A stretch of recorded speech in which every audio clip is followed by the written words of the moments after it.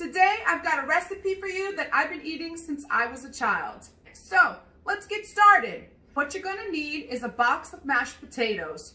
You're gonna follow the recipe for serving 6 people. Then from there, you're gonna add in a cup and a half of diced ham, a cup and a half of salami, Genoa or hard, and a cup and a half of mozzarella cheese. And you're gonna mix it all together. You're gonna throw everything in and you're gonna mix it all together just like I already did here. All right, and I'm gonna show you what it looks like when you mix those ingredients all together. Then we got our spices. I added a teaspoon of granulated garlic, a tablespoon of parsley, and a half a teaspoon of pepper, and a 1/4 cup of Parmesan cheese. Just throw it all in there, mix it all up into the mashed potatoes, okay? And then, once that's all mixed up, we got, whoa, almost dropped my eggs. We got 2 eggs over here. Gonna crack those babies in.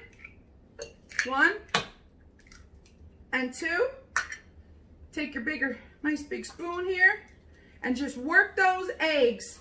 Smushing them and smushing them. See how I'm doing this? Smushing them and smushing them right into those mashed potatoes. The next step is I have a 9-inch pan and I lined it with foil. Then I'm going to take a stick of butter and I'm just going to run it across the sides. Here we go. I'm going to pour this in here.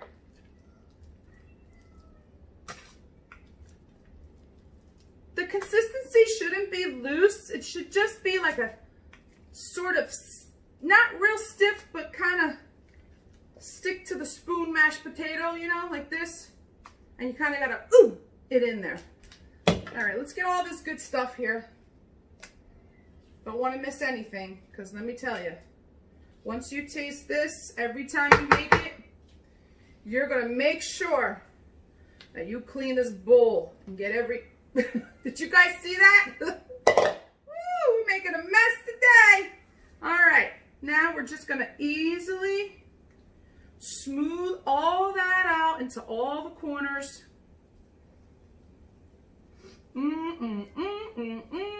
This smells so good. Put that there. Got a little ham, try to get away. Put that sucker back in there. All right, one more time. Let me get a paper towel here, wipe my hands up. All right, once we got all that in there, we're gonna clean up the edges a little bit because it does get messy, and that's okay. The next, we're gonna cover this up, excuse me. We're gonna cover this up with panko breadcrumbs. You can use seasoned or non-seasoned. I like to use non-seasoned panko breadcrumbs. This is about 2 cups, and you're slowly start from one side and slowly just sprinkle on the panko, covering the entire potato casserole, the entire gatto. And it's gonna be about almost 1 inch thick of it. Then you're gonna get your hands and kind of push the breadcrumb a little bit into the casserole, working it and kind of making sure it's all evenly distributed. All right, it gets a little messy, guys, but it's worth it. And then I have, you can use olive oil, canola oil. I have some oil here. And you know what I do, guys? A little tip, because I hate filling that thing with oil. You know, that thing that they specially make for the oil? Ooh, what a pain in the butt to fill, right? So you know what I do? I buy this size right here, and then I put 2 little holes on top, right into the cap. 1 and 2, and then I just hold it. I make 1 hole where it comes out and 1 hole for the air. And then I just go like this. Look at this. Simple, easy. You don't have to use your fingers to hold the top of the, you know how sometimes you go like this. You don't got to do that with this. Nice and easily comes out. All right, so listen, you want to make sure that you sprinkle the oil on just about every inch of that breadcrumb, okay? And it's gonna look like this. Then we're gonna take a piece of foil And we're going to want to cover this up because what's going to happen if we don't cover it up, the breadcrumbs are going to turn really dark and overcook before the inside cooks. Because this is a really, thick casserole. So we're going to cover it up with some foil. And I have my oven preheated at 425. I'm going to throw this baby in there, 425 for 25 minutes.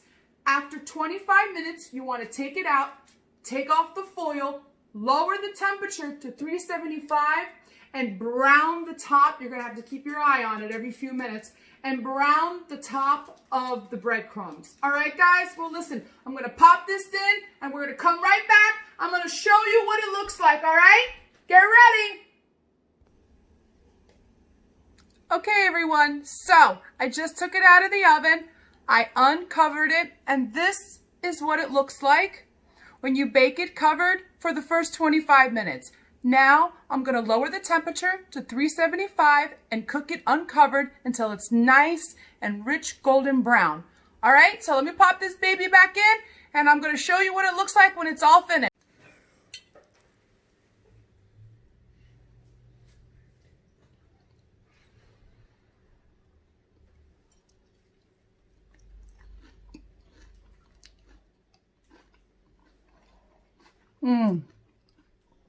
This GATTO is so good.